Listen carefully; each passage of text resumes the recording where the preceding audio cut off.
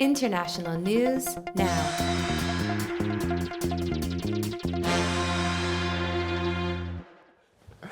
All right, so let's start with some tariff fundamentals, and we're going to work through the slides here a bit. What's a tariff? So a tariff is a tax imposed on a good when it crosses into U.S. territory. It is paid to the government. Again, a tariff is a tax. Make no mistakes about this. A tariff is a tax. It is paid to the government by the importing domestic customer, such as a wholesaler. So this is generally paid by American firms and American businesses and American consumers. These tariffs generate revenue for the government, but they also, by raising the costs of foreign produced goods, they insulate domestic firms from international competition, which then allows domestic producers to raise their prices, which then allows non-competitive domestic firms to remain in business. And let me give you an example of this right now.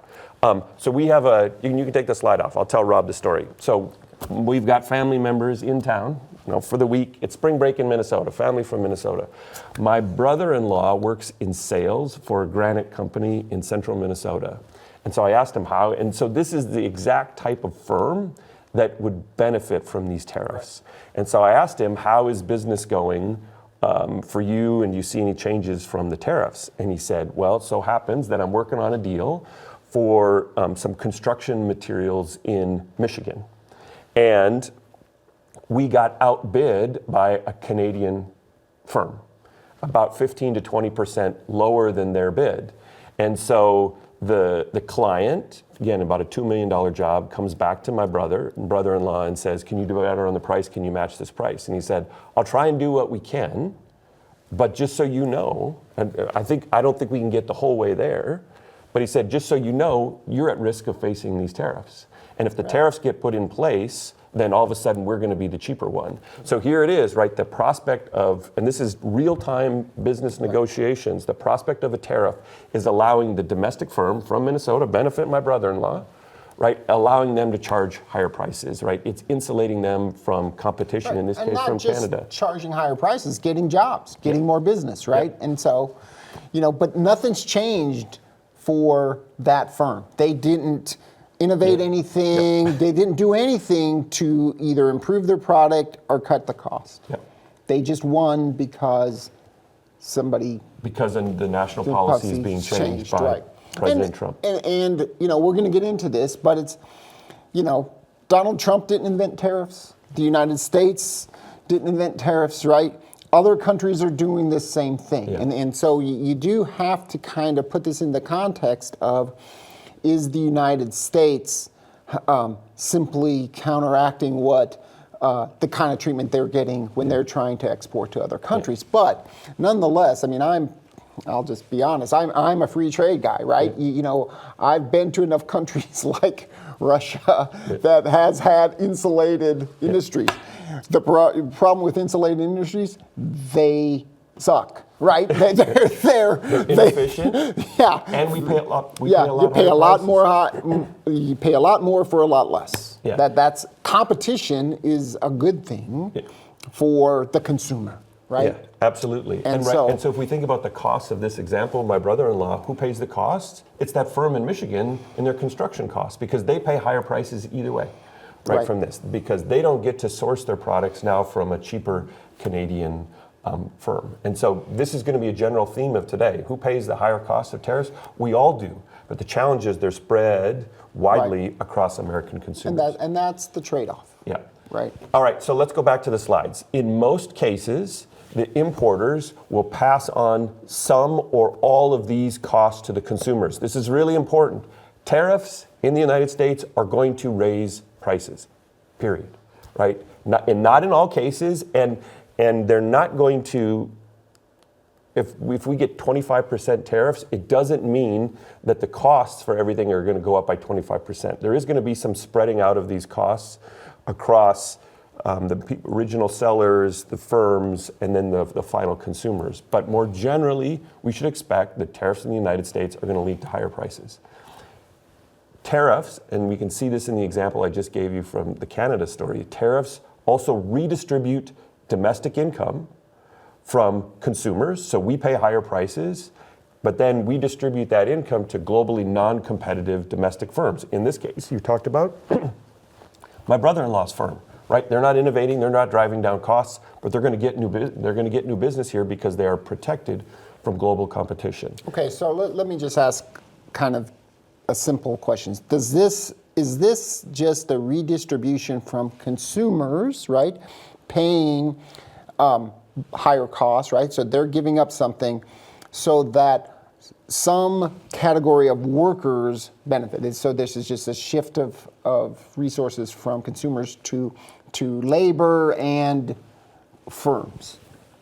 No, Yeah, right? okay. And so let's be clear about the redistribution. There is a redistribution from consumers to the firms, right? So some of this redistribution of wealth is going to be captured in managers' profits. There's going to be some redistribution back to the workers of the company, but that depends on whether the company is good to their workers or not. Right.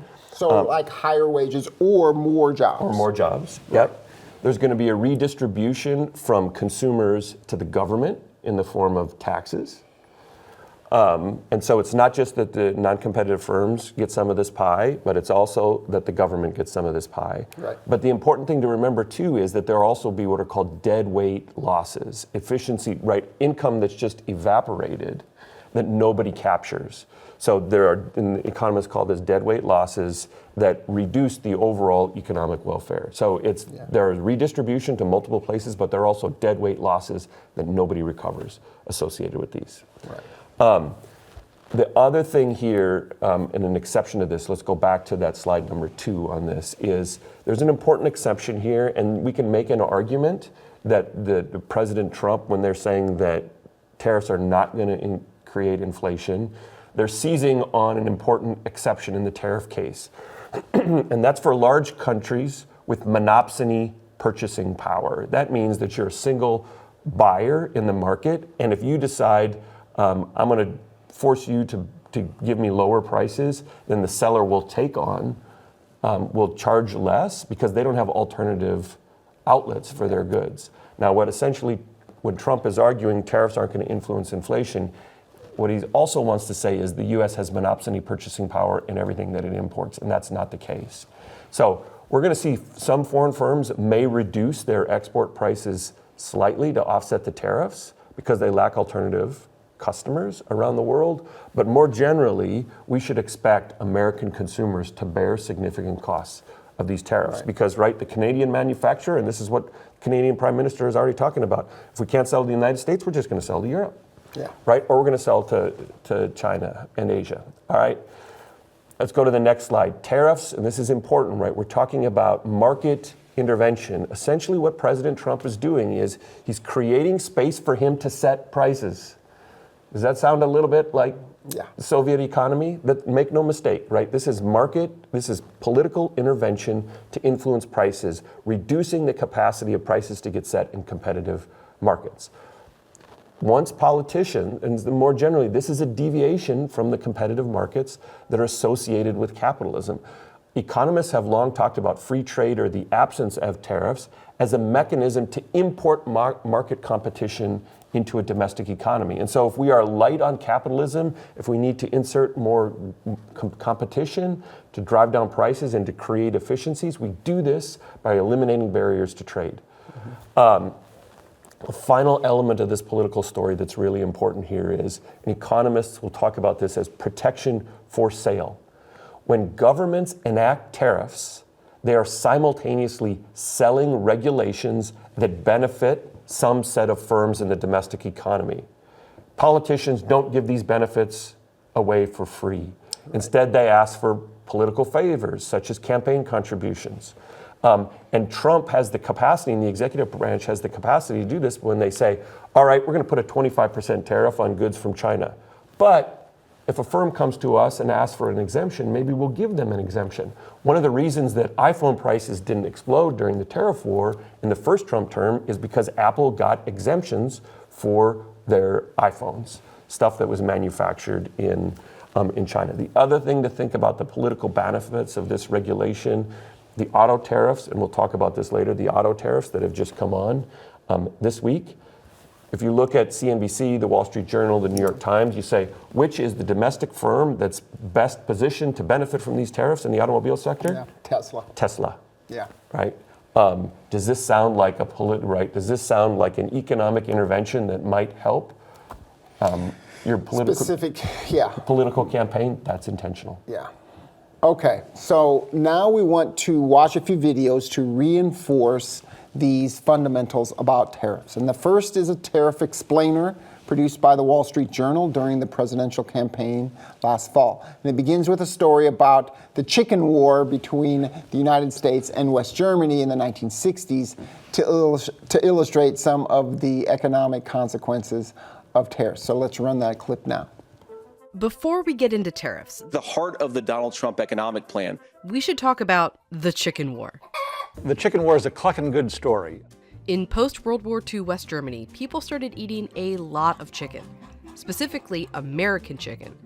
Midway through 1962, U.S. farmers were on track to sell more than $50 million worth, $500 million in today's money. This made European farmers mad, so the organization that later became the European Union put a tariff on chicken. A 5-pound chicken that started as $1.60 became $2.25. Imports quickly dropped. U.S. chicken farmers and politicians were furious. And we thought Germany's our big market for chicken, and so if we hurt the Germans, maybe we'll get them to change their mind on chicken. So the U.S. put a 25% tariff on trucks, like Germany's Volkswagen. And it worked. Their truck sales in the U.S. fell by half, and they never really recovered. Meanwhile, Germans paid more for their chicken, and Americans had fewer truck options. It's kind of a perfect example of what tariffs do: hurt consumers while protecting very specific industries, or attempt to get countries to change their behavior. While they haven't been a large part of trade policy in decades, former President Donald Trump wants to change that. Some might say it's economic nationalism. I call it common sense. I call it America first. President Trump has really sort of brought a lot of people out to think that tariffs might be something that's useful in America's economic arsenal in a way that hasn't been used in the past. Here's how tariffs work and what Trump's proposals would do. Let's start in 2018, when President Trump put tariffs on Washing machines. We're going to benefit our consumers, and we're going to create a lot of jobs. Since then, whenever a washing machine is imported to the U.S., the company on the U.S. side doing the importing pays a tariff to the U.S. government. Their margins are pretty low. They've got to pass that price on to consumers who ultimately pay it. That's the whole point, in some sense, to reduce demand for those goods and create space for domestic producers. After the tariffs, not only did the price of imported washing machines go up, so did the ones made in the U.S. There's this myth out there that if we tax imports, domestic producers won't change their prices. And that's not the case. You're creating more demand for them. So naturally, the price goes up. And it wasn't just washers. Dryers went up in price too, even though they weren't part of the tariffs. Usually it's the case, if you buy a washer, you buy a dryer. So even though dryers weren't directly affected by the tariff, they were indirectly affected by the shift in demand. Now, it wasn't all bad. These tariffs did Create a lot of jobs. about 1,800, mostly from those foreign companies like Samsung and LG opening plants in the U.S. And a study found the U.S. collected $82 million annually. But because of those price increases, it cost consumers $1.5 billion more. So they basically paid $815,000 per job. This is a very expensive job creation program. And so that's another reason why economists don't like tariffs. They're much more cost-effective, more efficient ways of increasing employment in those industries. These weren't the only tariffs Trump created in 2018. The big ones were on Steel and aluminum. Those are really designed to punish China for its transgressions of international trade rules.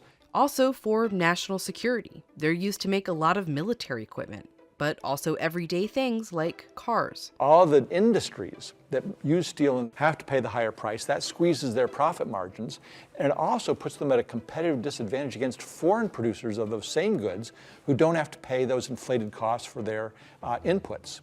And so a lot of studies have shown that you lose jobs, as many if not more jobs in those downstream industries as you gain in the upstream industries that are being protected by the tariffs. All right. I'd like to highlight a few things from this clip. First, note one of the lessons from the chicken wars. It's a funny name for a war. There was a good dad joke in there, There too. was. I'm not going to say it and repeat it because, it's racy. But, yeah. Okay, so there's a lesson here. Countries don't just accept tariffs without a reaction. Instead, they frequently retaliate.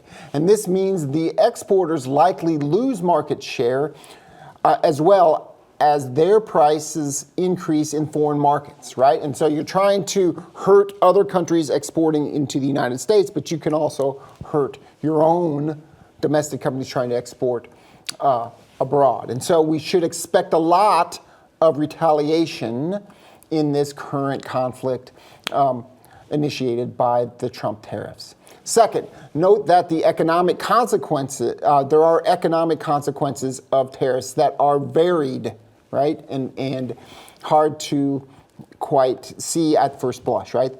Tariffs raise prices for consumers. This makes perfect sense, right? They raise prices on foreign produced goods, and the diminished market competition from those foreign producers then allows domestic manufacturers to change their prices and charge higher prices for their products, right? And so it's not the case that tariffs only raise prices on those imported goods and all the other goods stay the same. Everything just goes up to the new ceiling, so to speak, right?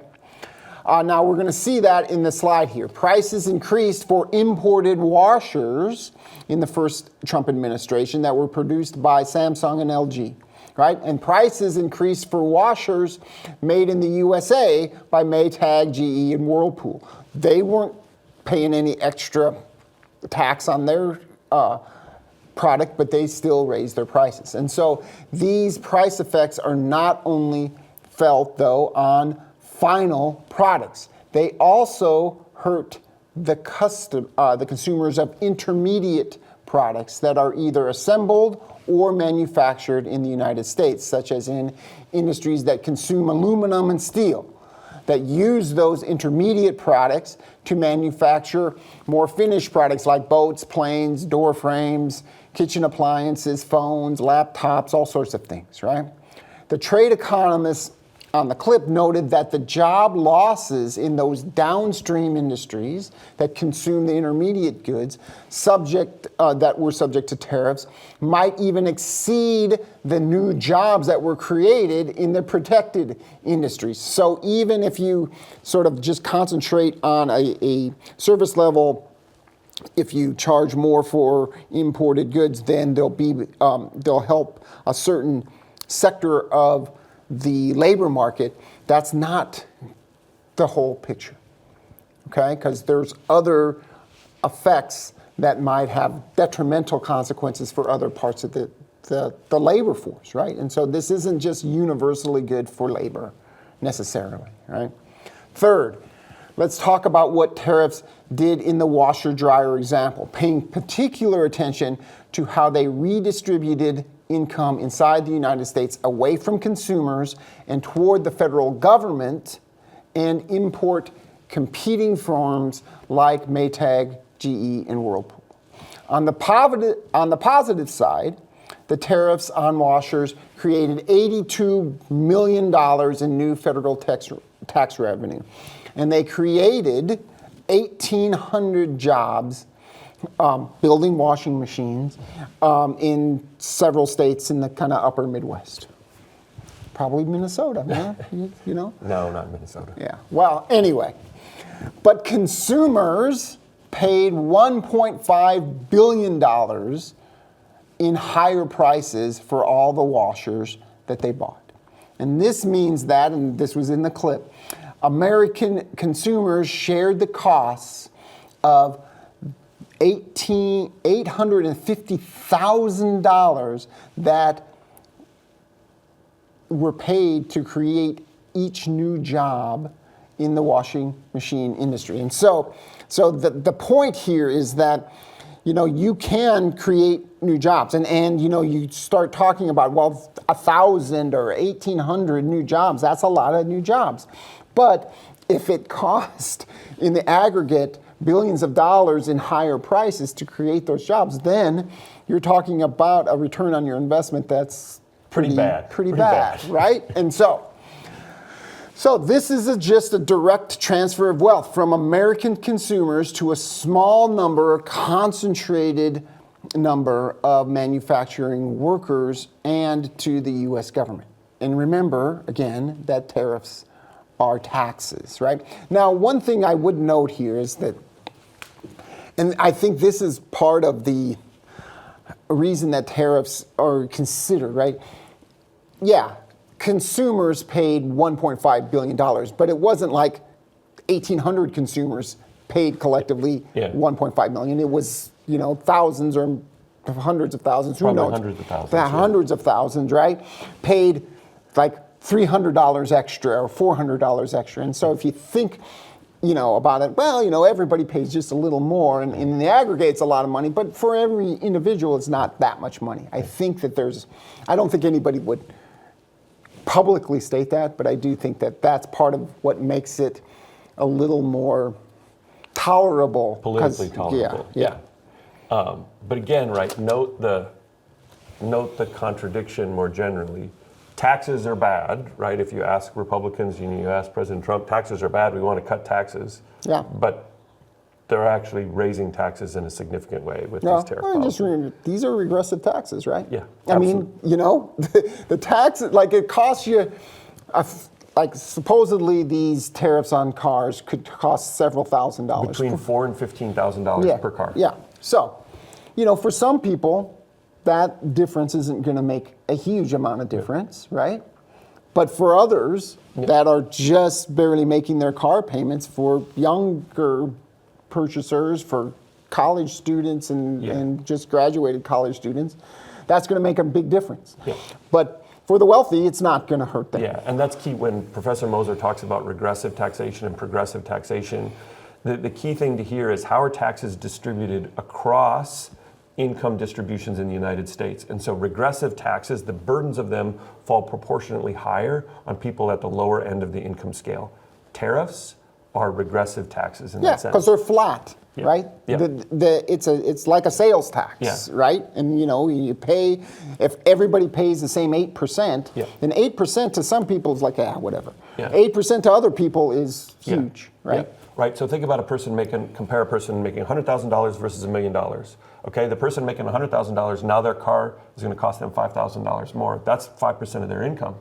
The person making $1 million, if their car costs $5,000 more, that's a much tinier fraction, right? So they're like, tariffs, no big deal. Right. All right, so now we're going to watch a second part of the tape that talks about the legacy effects of tariffs. Let's roll that clip. Some cons. Manufacturing jobs, which were on the decline, didn't increase, but they did level out. The overall economy lost jobs, mostly in those downstream industries, and the costs of the tariffs were passed on to U.S. companies and consumers.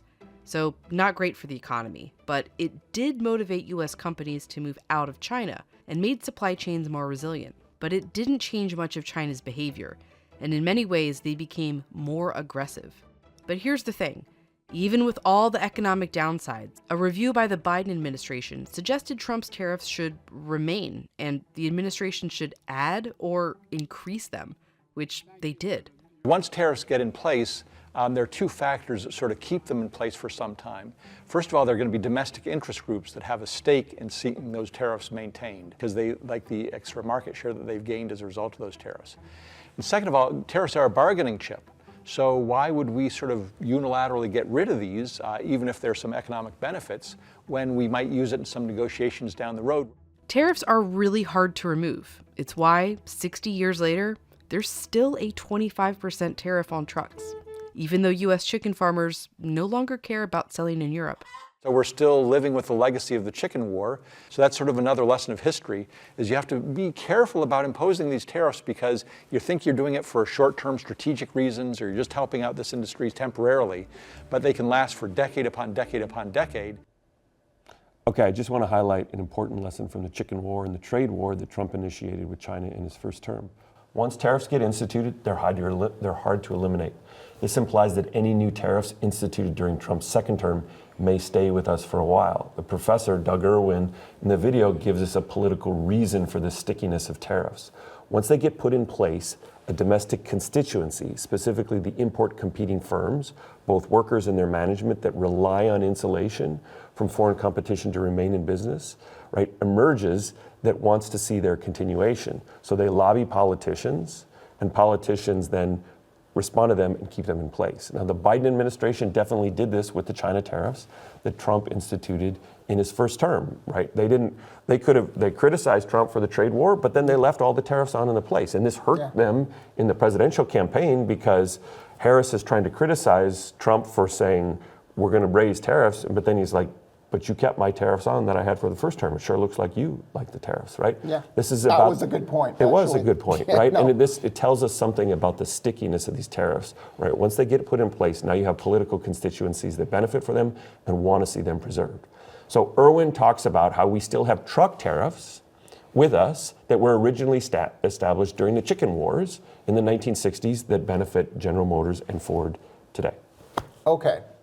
So we have spent some time talking about the economic consequences of tariffs. Now let's use this discussion to start thinking analytically about tariff policy that has been emerging in the second Trump administration. And I think it's safe to say that there has been a chaotic rollout of these policy changes, with fits and starts and reversals. Wall Street has reacted uneasily. You've seen a falling stock market when plans for new tariffs get announced. Investors are worried that rising prices will reaccelerate inflation. We just sort of got inflation under control through really a significant raise in interest rates. And we're looking like we were going to have a soft landing, and now this stuff, inflation might be coming back. And so it could reaccelerate inflation and slow the economy down. Simultaneously, that combination would make it harder for the Federal Reserve to cut interest rates this year. So to give you some sense of this chaos, we want to briefly run through a timeline of the roller coaster ride of trade policy over the last 2 months. And before running through it, let me note that this is not an exhaustive list of all the policy actions or announcements. This is just the highlights, but it's a long list, right? So on January 20th, 2025, Trump signed the America First Trade Policy Memorandum, directing the Commerce and Treasury Departments to investigate unfair trading practices and currency manipulation by U.S. trading partners. And this policy announcement created expectations for significant tariff increases and a renegotiation of current trading agreements like the U.S.-Mexico-Canada agreement. Then on January 26th, Trump announced emergency 25% tariffs on all imports from Colombia. These punitive tariffs were instituted to pressure the Colombian president, Gustavo Petro, into allowing U.S. military flights that returned Colombian nationals deported from the United States. Now, Trump then retracted the threatened tariffs a day later when Colombia agreed to accept the deported migrants via non-military flights provided by the Colombian government. Then, okay, yeah, you're next. So on February 1st, Trump announced a 25% tariff on all imports from Canada and Mexico, a 10% tariff exception on energy resources from Canada, and a 10% tariff, an additional 10% tariff on all imports from China. Right? These announcements then trigger sharp threats of retaliation from the leaders of both Canada and Mexico. 2 days later, on February 3rd, the administration paused the tariffs on Canada and Mexico for 1 month after both countries agreed to enhance efforts to prevent drug trafficking into the U.S. Then on February 4th, the administration implemented that additional 10% tariff on all imports from China. China immediately retaliated by announcing 15% tariffs on chicken, wheat, corn, and cotton imports from the United States, all of which were intentionally designed to hurt members of Trump's constituency, namely agricultural sectors and farmers. And then on February 26th, Trump threatened to impose a 25% tariff on imports from the European Union, accusing that bloc of being formed to screw the United States. Sorry. That was a quote. That was a direct quote. That was a quote, right. And so European leaders vowed swift and firm retaliation while expressing concerns over the potential escalation of trade tensions. The previously announced tariffs on Canada, Mexico, and China were implemented on March 3rd, triggering a trade war with these nations. The Canadian Prime Minister announced retaliatory tariffs totaling $125 billion Canadian on U.S. goods, including motor vehicles, steel, aircraft, beef, and pork. The Premier of Ontario, Canada's largest province, has also threatened to cut off energy supply to the U.S. in response to Trump's tariffs, which could affect 1.5 million homes and businesses in Michigan, Minnesota, and New York. And I should say that's electricity in that case, right? And yet we were going to feel this in Minnesota. Yeah, so it's cold there. It does. And so on March 4th, 2025, the tariff on all Chinese goods was raised from 10% to 20%. You know, and so keep going. Just keep going, right? And then on March 6th, Trump adjusted tariffs on Canada and Mexico, exempting goods in the existing U.S., Canada, Mexico trade agreement, in part to provide temporary relief for the tightly integrated supply chain for automobiles and automobile parts in North America.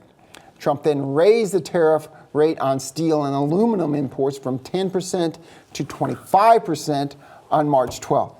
Then on March 23rd, Trump hinted flexibility on tariff policies and potential exemptions for certain countries after April 2. He also indicated that the upcoming tariffs would focus on reciprocal duties with rates determined on a country-by-country basis, and we'll talk about the reciprocal duties more in a bit. I got to ask, you studied the Soviet Union and Russia. This is all putting the skin. I think I'm going to change this price here. I think I'm going to change this price here. This is not markets. This is not capitalism. And partly this is a function of the chaotic roll. If you just put them out and said, this is what it is, we're done. Yeah. But it's the chaotic rollout, the idea that we're going to flip back and forth, that everything's subject to negotiation, but it's really subject to what I think I want to do in that moment. This is not allowing markets to determine prices. Right, and so, non-market economies are called centrally planned economies, right? Because this is a very centralized way to intervene in the market. Yeah. And, there's some dangers to that. That might be an understatement. Well, All right. I appreciate your caution. That's right. All right. So on March 24th, President Trump announced a 25% tariff on exports from countries buying oil or gas from Venezuela, such as China, India, Spain, Italy, etc., effective on April 2nd of this year. Trump cited concerns over Venezuela allegedly facilitating the movement of criminals, including members of the Tren de Aragua gang, into the United States. This already generated concessions by firms around the world. India's Reliance Industries, which is the operator of the world's biggest refining complex, announced a halt to oil imports from Venezuela. India, the government of India, is also actively considering reducing tariffs on over half of U.S. imports, amounting to approximately $23 billion, as part of ongoing trade negotiations aimed at mitigating the impact of impending U.S. reciprocal tariffs. China expressed strong opposition to the U.S. decision on Venezuela and urged the U.S. to cease interfering in Venezuela's internal affairs and to revoke illegal unilateral sanctions against the country. On March 26th, Trump announced 25% tariffs on imported cars and car parts. These are set to take effect on April 3rd. These auto tariffs threaten to create chaos in the automobile industry in the United States because of the tightly integrated supply chain that developed in the aftermath of NAFTA in the early 1990s. Frequently, some car parts will cross the borders of these three countries, Canada, Mexico, and the United States, 6 or 7 times until they are fully installed on an assembly line in the United States. This policy could add an additional tax to the refined part each time it enters into the United States. So wait, so every time it comes back over, it's another 10% or another 20%? Another 25%, yes. Every time, right? So now we're going to show you a picture here. And sorry, this might be small on the screen, but then you can enlarge it in your slides. We show you a picture here of the travel associated with an aluminum casing and you can see a picture of that at the very top, for the rear suspension in a Chevy Silverado truck.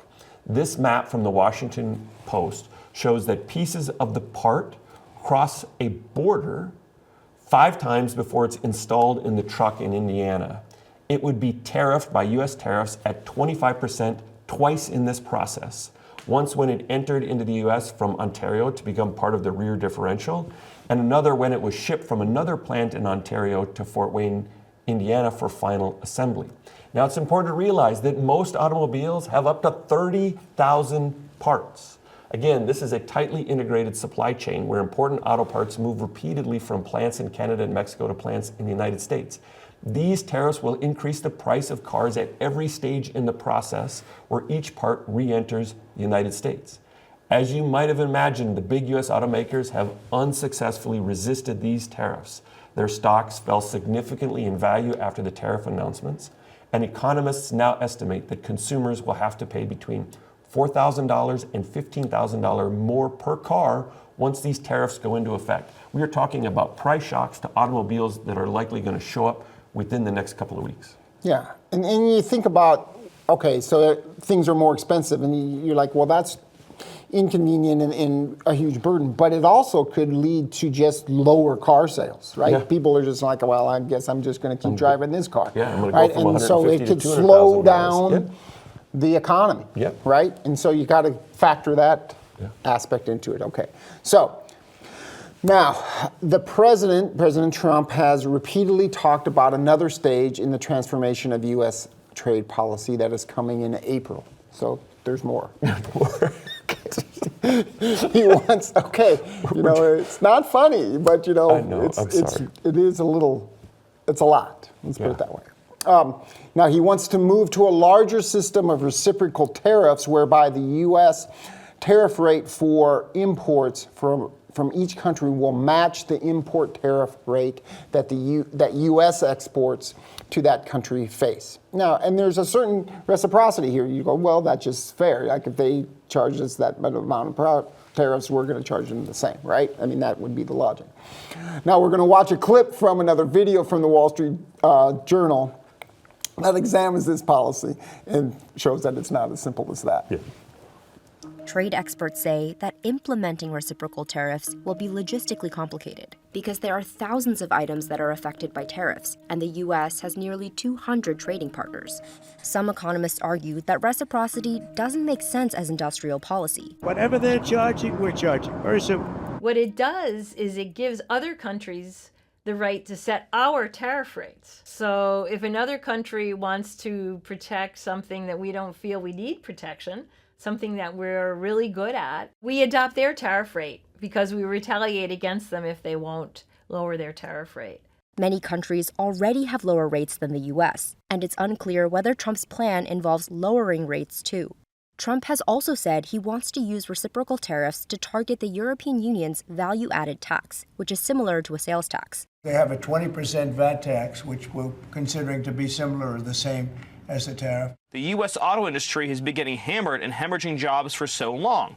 It is massively unfair treatment, and the president's making clear that we are going to pursue a policy of reciprocity. This reciprocal tariff plan is just another example of Trump's far-reaching protectionist agenda. I think there's two possible outcomes. One is the rest of the world then says, okay, it's a free-for-all, we all going to raise our tariffs. But there's an alternative path, and it's one that is actually more likely than a lot of people might think, which is that the rest of the world says, okay, the U.S. is going its own way. We don't think that that is enhancing to our economies, and we will band together. Basically, it will isolate the United States. People familiar with the administration's tariff discussions told the Wall Street Journal it could take 6 months or more to actually implement the reciprocal tariffs. But many economists still worry the slew of tariffs will worsen inflation and lead the U.S. into a recession. We have times when the trade deficit falls, you may say, oh, that's good. But in fact, no, it's bad. Because what it means is that the U.S. economy is going through a very rough time. All right, let me point out 4 things from this clip. First, notice the paradox associated with the capacity to set national economic policy independent of the influence of other countries that the commentators from this clip note.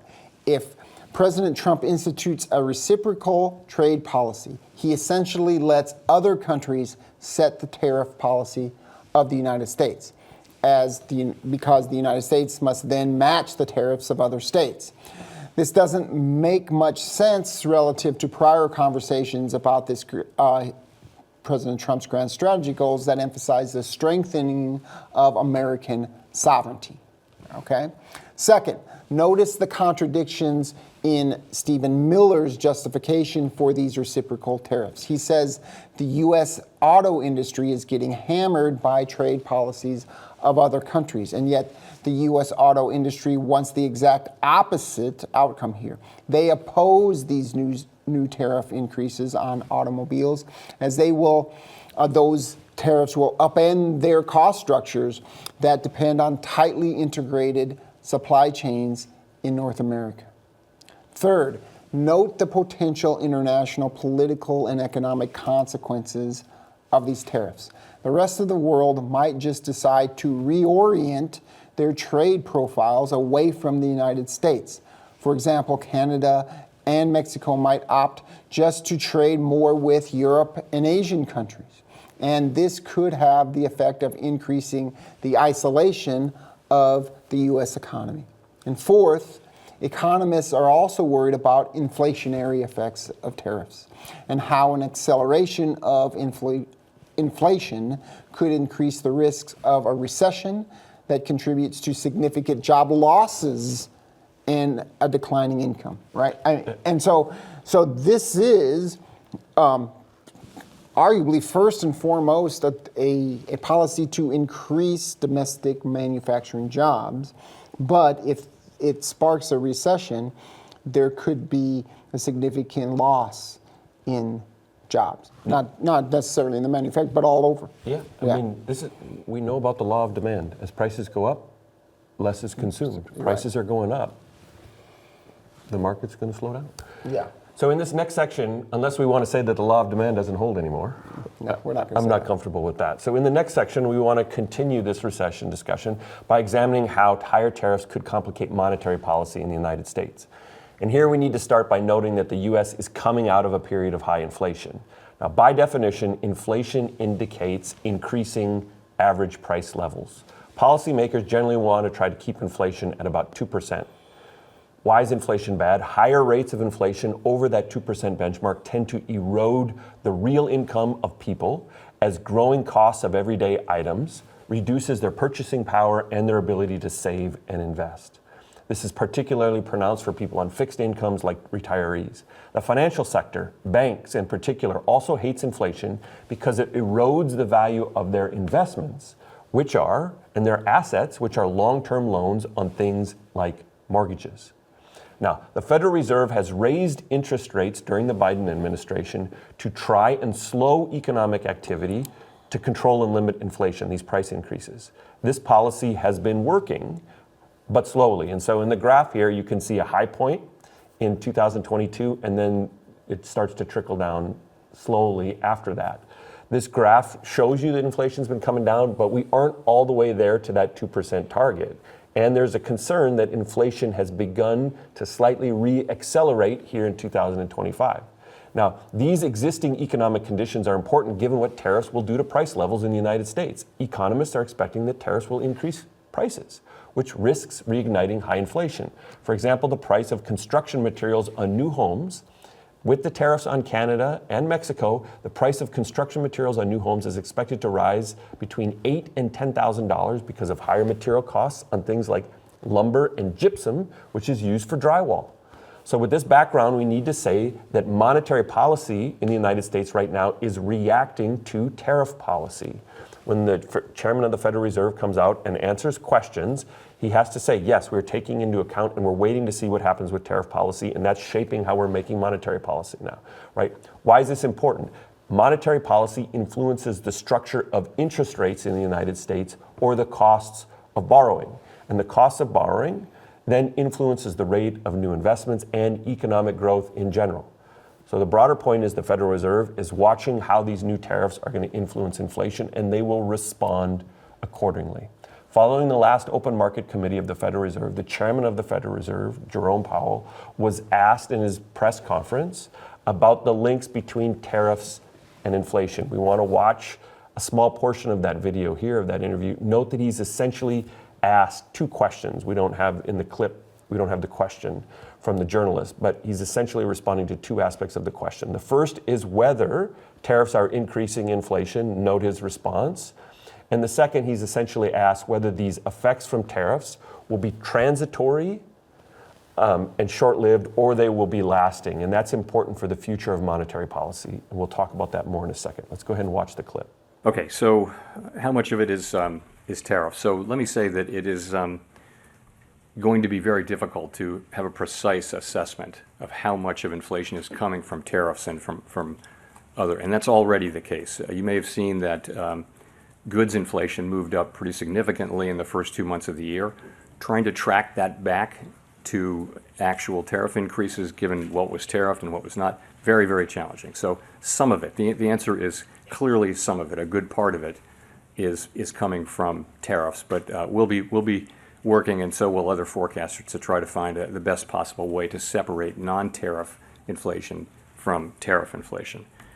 In terms of your sort of looking through question, too soon to say about that. As I've mentioned, it can be the case that it's appropriate sometimes to look through inflation if it's going to go away quickly without action by us, if it's transitory.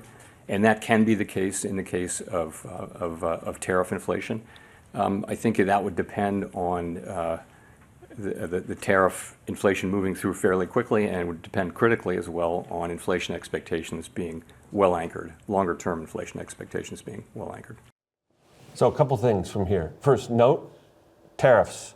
He says, well, it's hard to see whether recent price increases are coming from tariffs or not from tariffs, and it's really hard to do the analysis, but we're looking at it. And then he says, but there is some effect from tariffs, and then he says a good effect from tariffs, right? A good part. A good part, right? So tariffs, the chairman of the Federal Reserve is saying that tariffs are causing inflation in the United States. Second, the transitory question here is important, because that whether or not the effects of tariffs on prices are short-lived or lasting influences the monetary policy response. If they are, you'll hear these phrases, transitory or short-term effects, then that would suggest that the Fed doesn't have to raise interest rates. Mm-hmm. Alternatively, if they expect to be longer term, or the Fed is going to talk about this, what's happening to inflation expectations, which means how do people think inflation is going to be in the next 6 or 8 months. If people believe that inflation is going to be up in 8 or 9 months, then they adjust their contracts in the present. Mm-hmm. And so workers will say, well, if I think prices are going to be higher in a year, I need to ask my employer for a raise now. What that means, though, then, is when inflation expectations go up, it becomes a self-fulfilling prophecy. And so the Fed has to watch these surveys and say, and you'll hear Fed officials talk, are inflation expectations well anchored? If they are well anchored, it means that people believe inflation is going to come down in the future. And so that reduces the constraints on the Fed with respect to maintaining interest rate high or pushing them up. Okay? All of this is important, right? Because if tariffs reignite inflation, the Fed won't be able to cut interest rates. They might actually have to raise interest rate. And so think about how this compounds then, and this is a huge problem, because if tariffs slow down domestic economic activity, slow down consumption, if they raise car prices, for example, if they make it harder to buy houses, they slow down domestic economic activity, and then they trigger a recession. But if that recession is coupled with inflation, we can't use monetary policy to get out of the recession, right? And normally, during COVID, the monetary policy response that was really important for getting us out of the recession was to cut interest rates. But now, if tariffs cause inflation, what essentially the administration might be doing is removing that tool from the toolkit, and we enter into this dreaded condition of stagflation, right, which is getting talked about, and this is what happens in the 1970s in the United States. And stagflation is just the combination of a recession, slow economic growth, or zero economic growth, or negative economic growth, and inflation at the same time. Yeah. And that's a terrible combination, right? All right. So We know we're running out of time, but we want to cover a couple of things here. Right. We can just go back and forth. I can start, and feel free to interrupt as we go along. But first, we want to talk a little bit about why tariffs, and then think about the long-term consequences, right? And so let's talk about the why tariffs question first. And I think we have a slide here. And there's an important ideological component to this, and that's specific to President Trump, and now how he's changed the ideology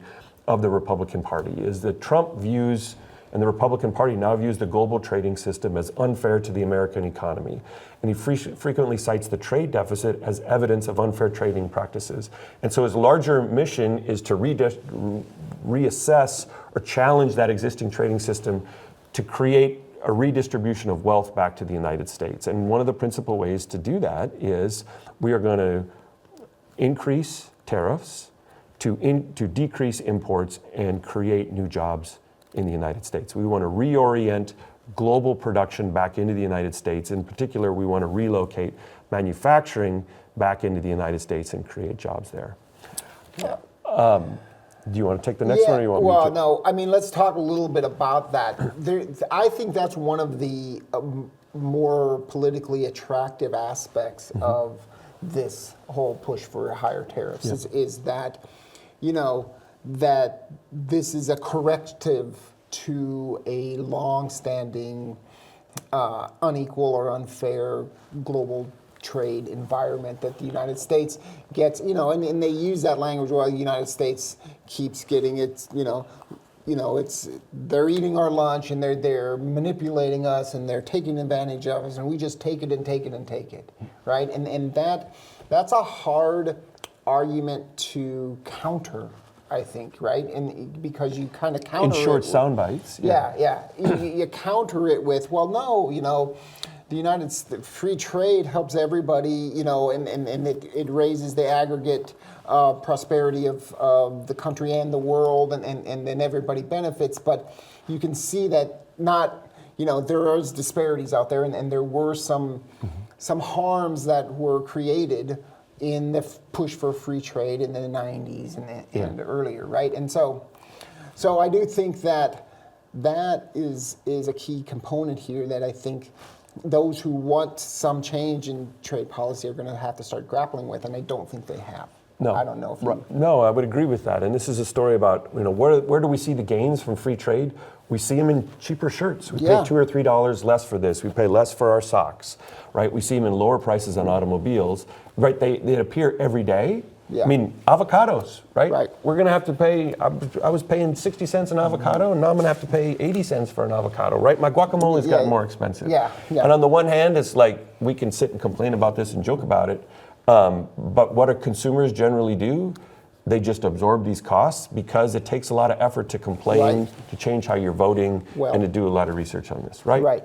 Right. And, I do think, though, that, depending on how directly it's felt, the flip side of that is everybody hates inflation. I mean, we learned that in the last electoral cycle. When prices go up, and especially prices on basic consumer goods, people get really angry. And so I do think that despite the whole, it's just a few cents or dollars here and there kind of aspect of it, I think they're playing with fire here because, if everything starts to really feel like inflation's back and they blame the tariffs and people start thinking that's going to be a hard policy to continue with. And it could be that the reason we have this trade policy in fits and starts and this whipsaw is because they're trying to figure out what the American consumer is willing to tolerate here. And it's, we're going with tariffs. Oh, we're going to wait for a month. Oh, we're going, and maybe that's just a function of their uncertainty. They're trying to figure out, again, what the voter will tolerate.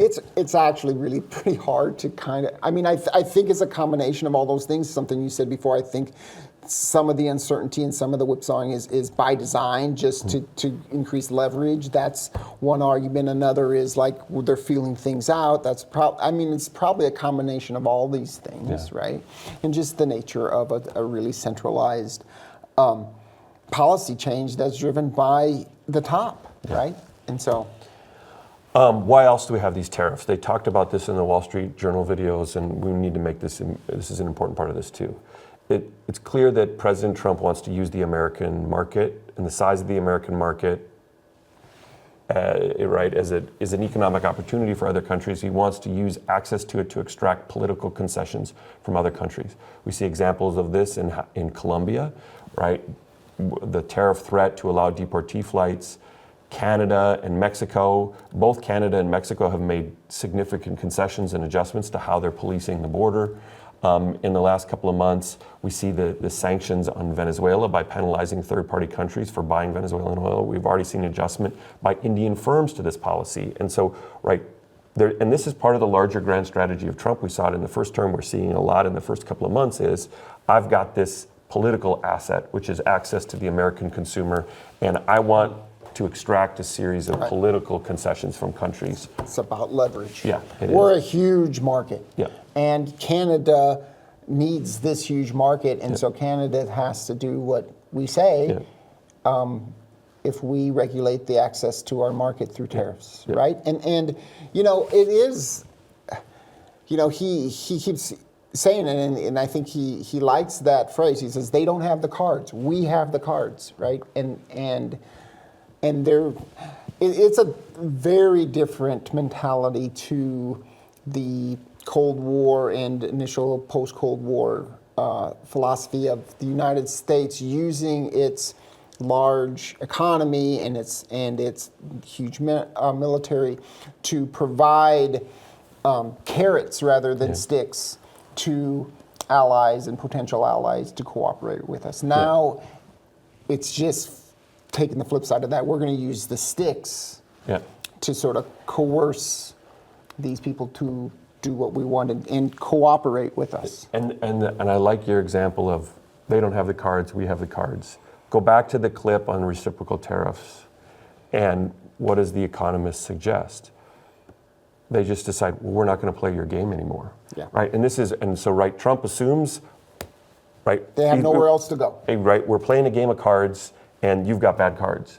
And what the Economist is saying is Canada, Mexico, the rest of the world could just decide, we don't want to play with your deck of cards, we're going to play a different game. And we're going to reduce our dependence on the American economy, and we're going to increase our dependence on third-party countries, right? And basically saying, Trump is saying, you have to play my game, and what she's suggesting is they're going to say, no, you can keep your ball and go home. We're going to play a different game. Yeah, and there's oftentimes, you know, the whole card playing is an analogy for a lot of international negotiations, right? And a lot of people say, well, you know, certain countries play a weak hand well. It's going to be interesting to watch the Trump administration.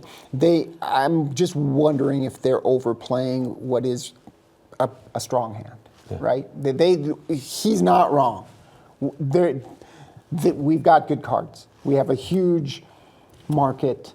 We have very productive and prestigious multinational corporations here, you know, And the U.S. economy was in a better position in January 25 and came out of COVID better than anybody else in the world. Right, and so, but I think you can overplay that. Yeah. And especially with tariffs, because tariffs are a blunt instrument, in my opinion. Yeah, and the question too is, why would you overplay it with your allies, your friends? Right. A couple other reasons for tariffs. Raise revenues, and so in the talk in the inauguration address, we're going to create an external revenue service where we're going to try and get foreigners to fund government expenditure. Again, who pays the tariffs? These are domestic consumers. But one of the arguments that he's making for tariffs is this is going to help us with revenue problems in the federal government. We need to talk about the political gains associated with selling exemptions, right? So we have every time you have a tariff, you have a beneficiary of protection. And when the president is picking and choosing where to tariff and how to tariff, he can also pick the domestic winners. And in the case of automobile tariffs, Elon Musk and Tesla is an example of this.